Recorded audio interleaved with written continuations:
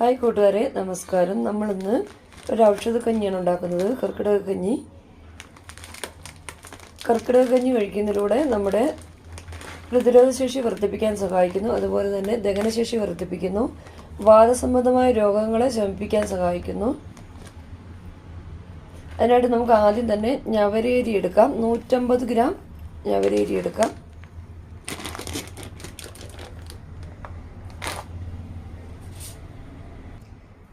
ഞവരേരി കഴിക്കുന്നതിലൂടെ നമ്മുടെ വാതരോഗങ്ങൾ മാറ്റുന്നു, ശരീരത്തിൻ്റെ ബലം കൂട്ടാൻ പറ്റുന്നു, ദഹനശേഷി വർദ്ധിപ്പിക്കാനും രോഗപ്രതിരോധശേഷി വർദ്ധിപ്പിക്കാനൊക്കെ സഹായിക്കുന്നു.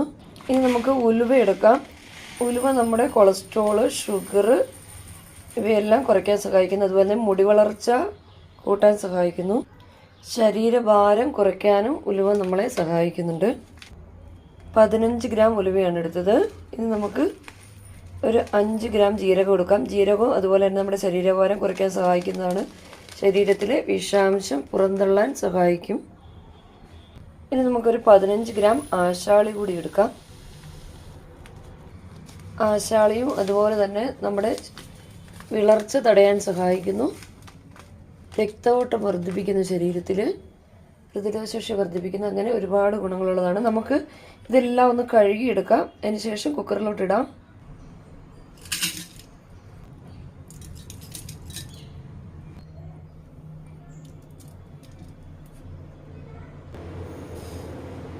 ഇനി നമുക്ക് കക്കുംകായ ഇന്നലെ രാത്രിയിൽ വെള്ളത്തിലിട്ട് വെച്ച് അതിൻ്റെ വെള്ളം മറിച്ച് കളഞ്ഞിട്ട് മിക്സിയിൽ അരച്ചെടുത്തതാണ്.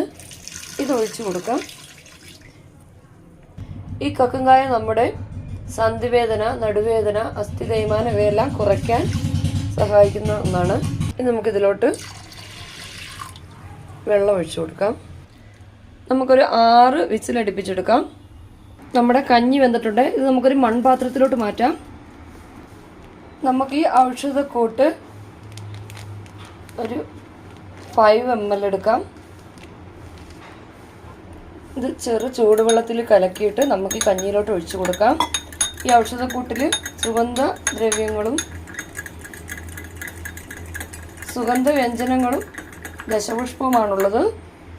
ഈ സുഗന്ധവ്യഞ്ജനങ്ങൾ നമ്മുടെ വയറ് വീർക്കൽ, ഗ്യാസ് സംബന്ധമായ രോഗങ്ങൾ കുറയ്ക്കാൻ നല്ലതാണ്. അതുപോലെ തന്നെ ദശപുഷ്പങ്ങൾ, തഴുതാമ, കീഴാർനെല്ലി തുടങ്ങിയവ വൃക്കകളുടെ പ്രവർത്തനം സുഗമമാക്കാൻ നല്ലതാണ്.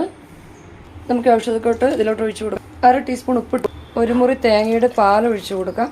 1 ടീസ്പൂൺ നെയ്യ് ഇട്ട് കൊടുക്കാം. നിങ്ങൾക്ക് ഈ വീഡിയോ ഇഷ്ടപ്പെട്ടെങ്കിൽ